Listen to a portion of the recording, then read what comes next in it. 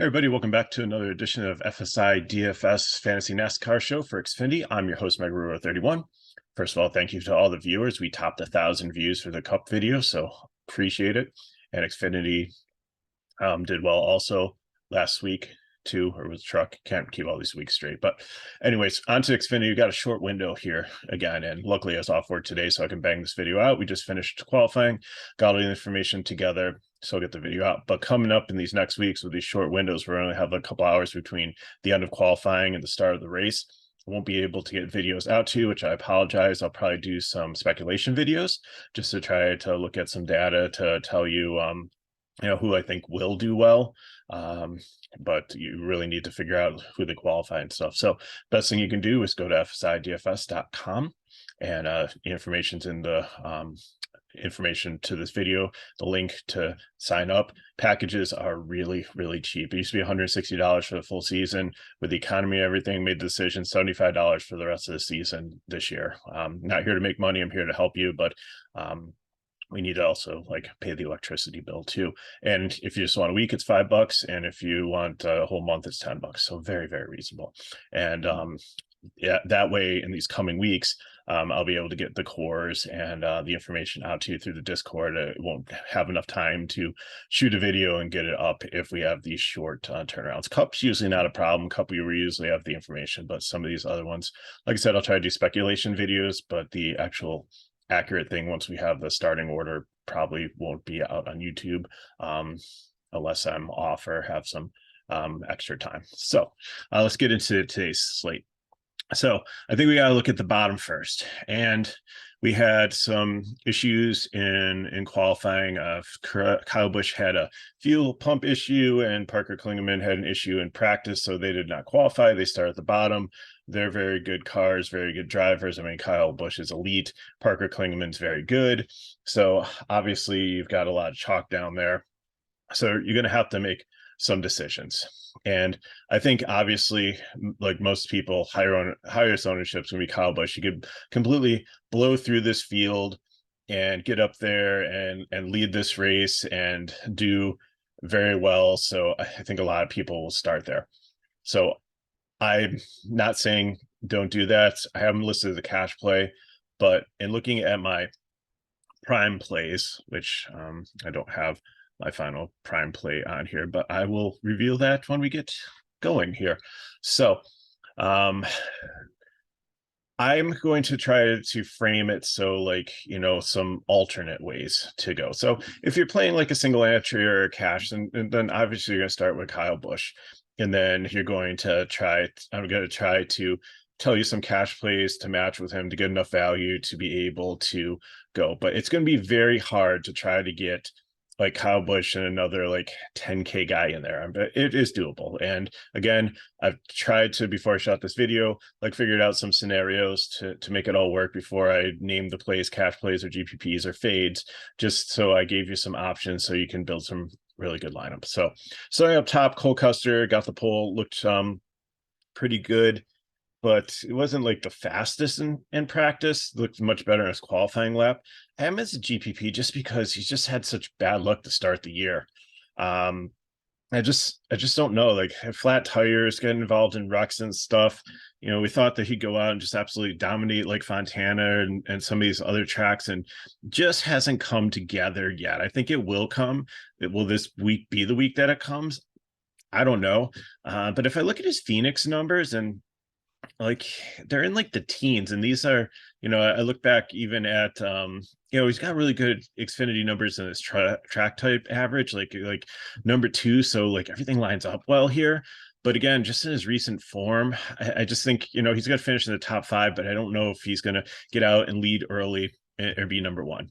That's why I'm making Justin Allgaier my prime and my alternate to Kyle Busch, because I've seen things happen before where Kyle Busch started in the back, or there was a Cup guy that started in the back and there's an issue with the car and it just never got rectified. And you paid a lot of money and you didn't get the place differential, you didn't get the laps led, and you spent a lot of money, which also the rest of the field did too. So again, I'm not saying don't play Kyle Busch, but I'm saying if you want another path, and I'm probably going to split my cash. I'm going to have a Kyle Busch line, to be honest, and I'm going to have a Justin Allgaier as my my first prime play here.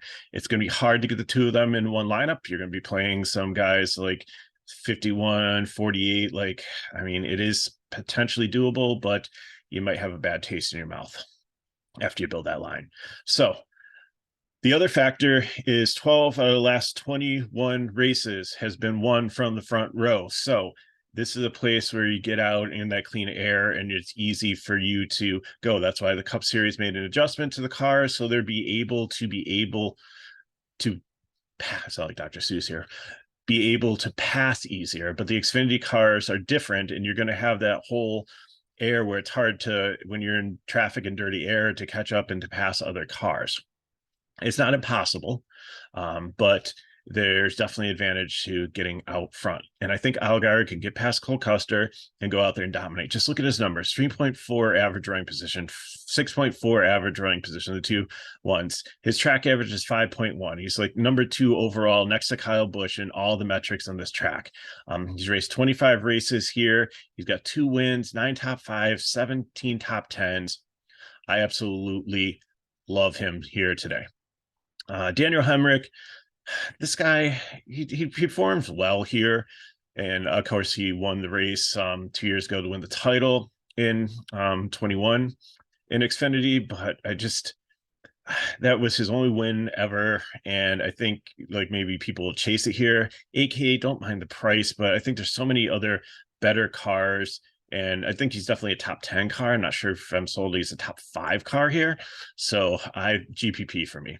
John Hunter Nemechek, if you can get him in here, he's another expensive one. If you really want to go different, and if you can get Allgaier and Nemechek in the same line with some of the value plays we talk about to try to get Kyle Busch in a line, then I think that could definitely give you differentiation in the field.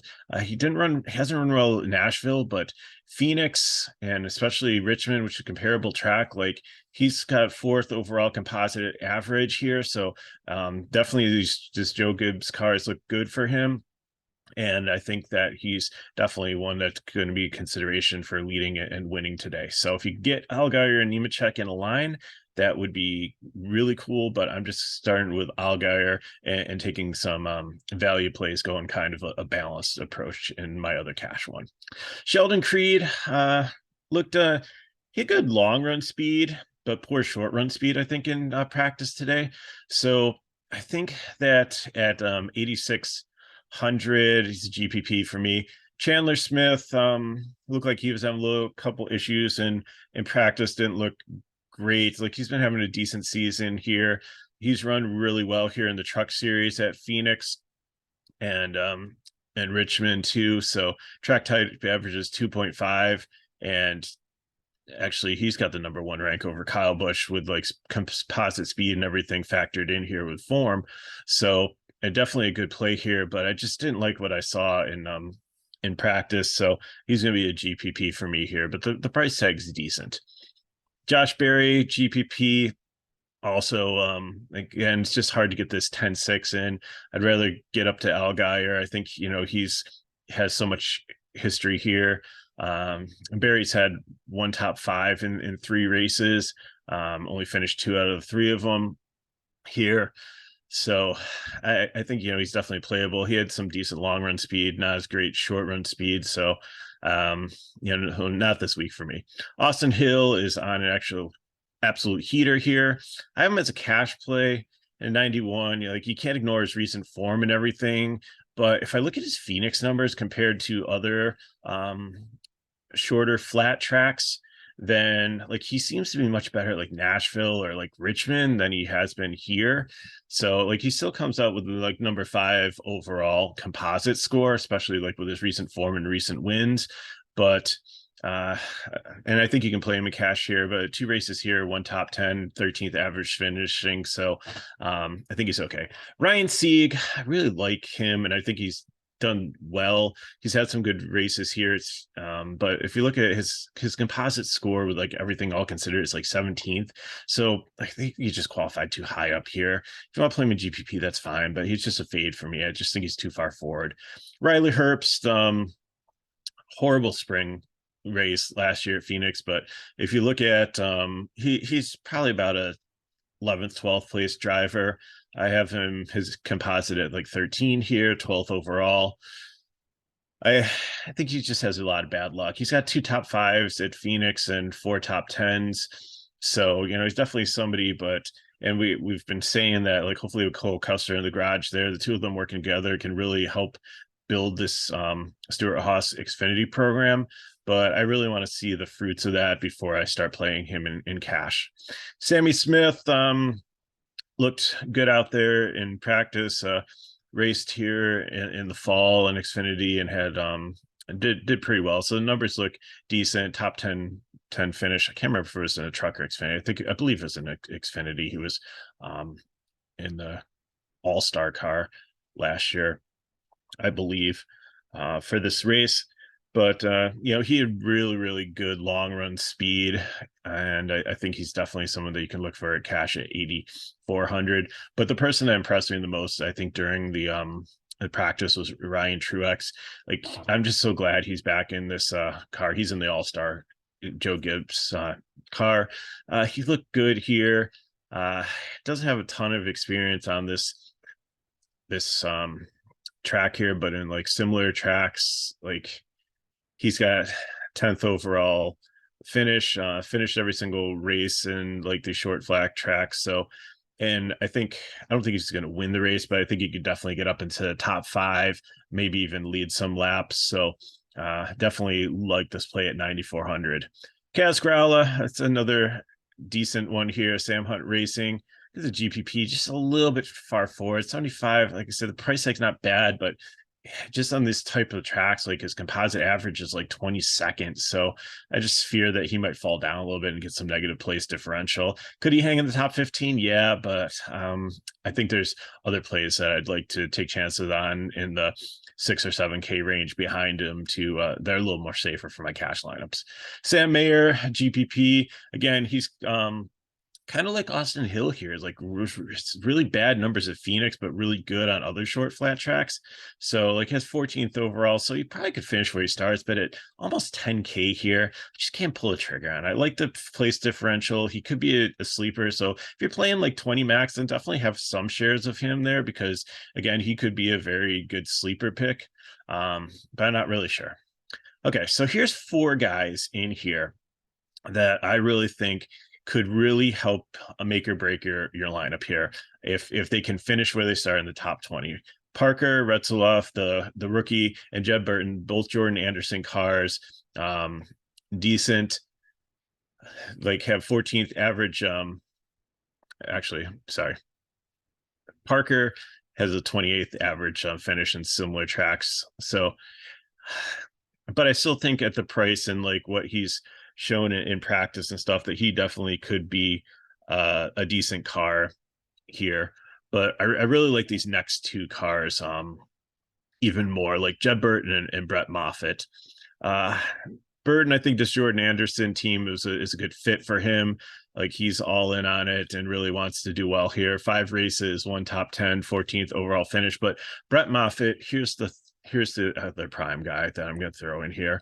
And people might watch this video and think I'm absolutely crazy, but I really like him. Starting 18th here, he's just been solid, in good form. He's about a like 15th place driver. Like if he can just hold his own here at 7,300, if he gets me like 25 to 30 DK points, that's what I need. And he opens up for me to get what I want in my lineup. So really like Brett Moffitt here. Kyle Weatherman, I think, is another cash play.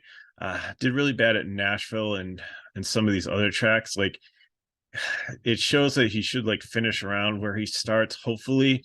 But he was in Jesse Inwa cars last year a lot, so that wasn't good. He was good he was a good driver, getting a lot out of not great equipment, but now he's in our Motorsports, which had 3 teams. They've been good. They spread themselves too thin. Now they're back to just 1 team, and I think they've got it all figured out. He ran well last week, so I think that definitely at 6,300. So this is a nice little range here for these people. And we talked about it last week. There was a thing right in the middle that we went right down the middle and sprinkled those ones in. We faded Kyle Busch, and it those lines worked out in cash. I mean, they didn't take down like the tops of GPPs, but they were profitable. So in cash, if you're just trying to double your money and maybe have some potential to go a little bit higher, I think this is a great range to stay in here.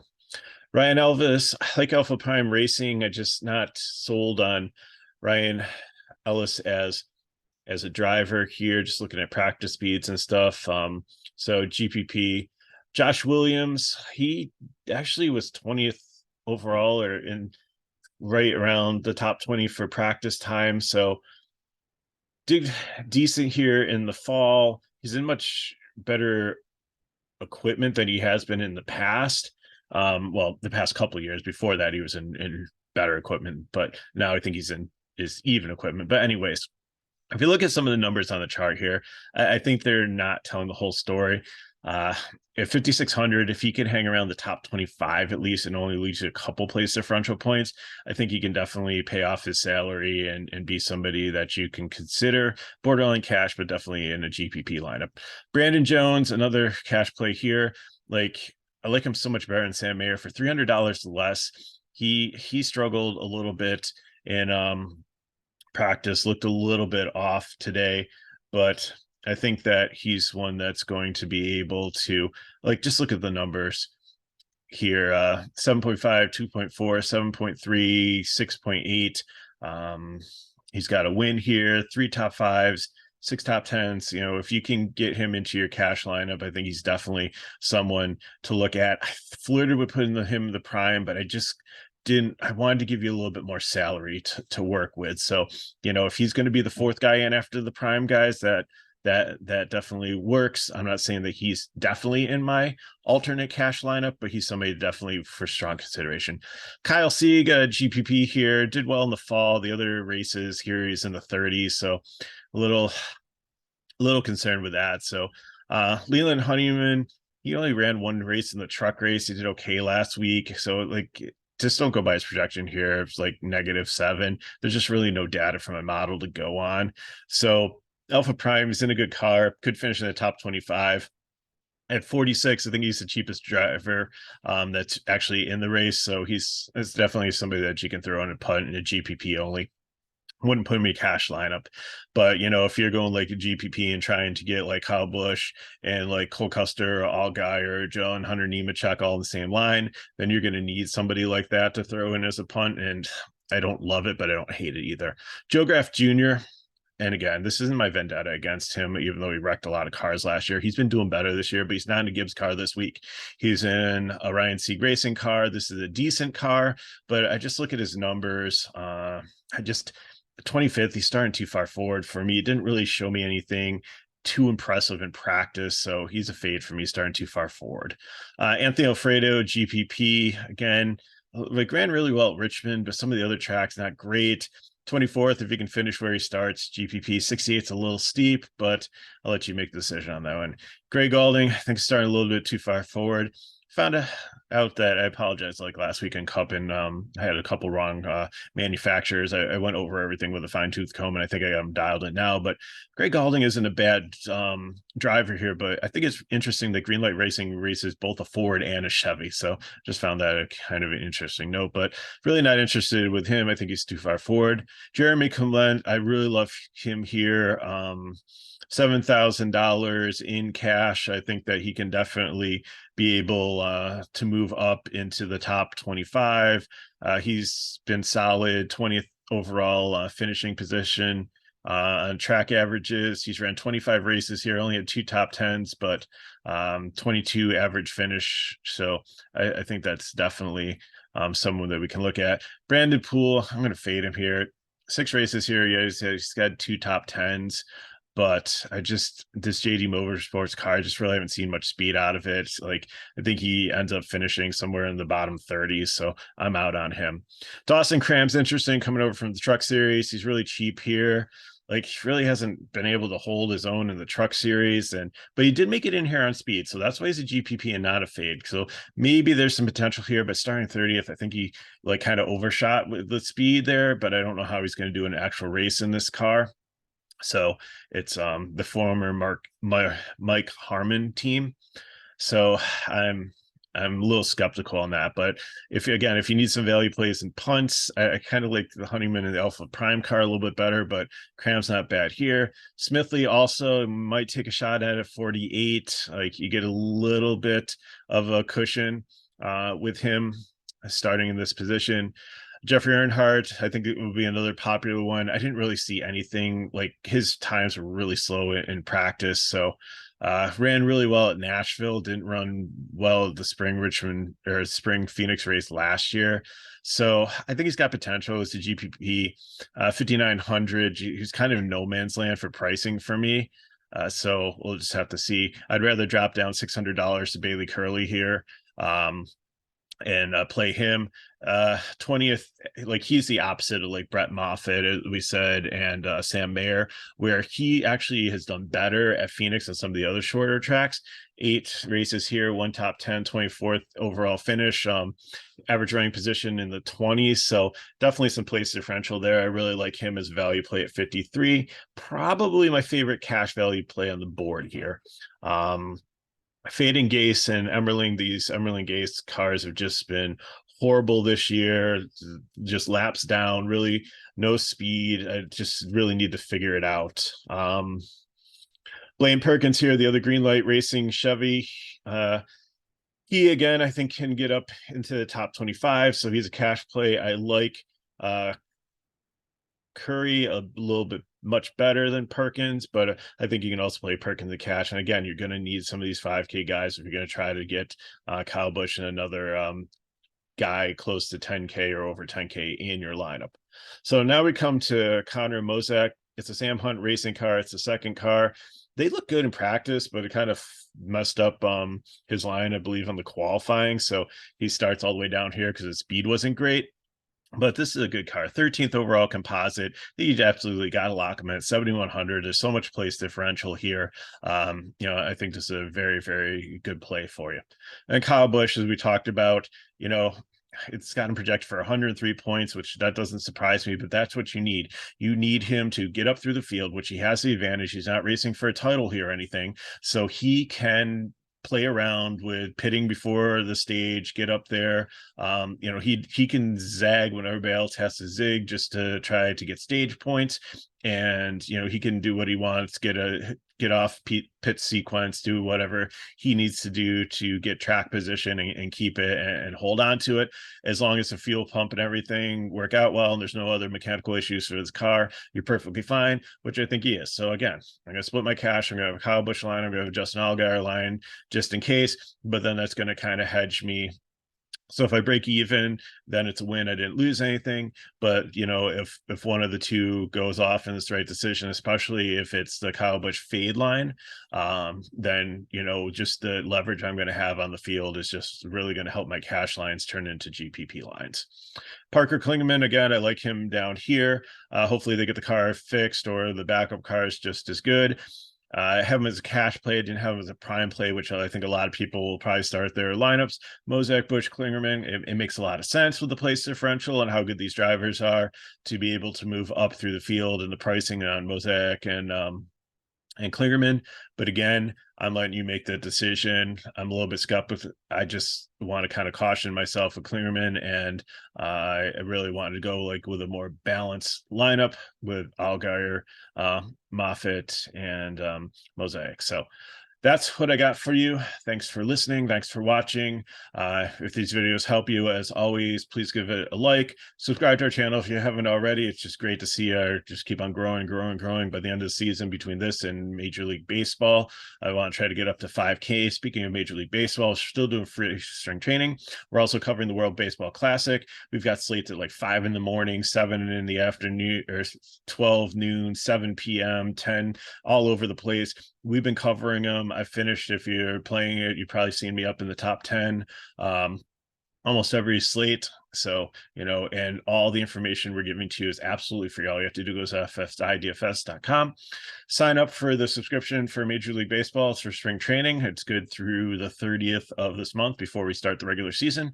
And, hopefully you can read our information. And, I got 4:30 this morning to make sure that the lines are out to everybody before a 5 o'clock lock. So I'm committed to that, just like I'm committed to help you guys out here with NASCAR. So thanks again for watching. Really appreciate it. I'll have the Cup video for you either or late tonight or tomorrow morning. Just remember to change your clocks so you're not late for anything that you go to do tomorrow. So good luck in your contest. If you have any questions, you can put them in the chat below or hit me up at Twitter at MegaRuler31. So until next time, MegaRuler31 signing off. Good luck in your contest today, and I'll see you next time.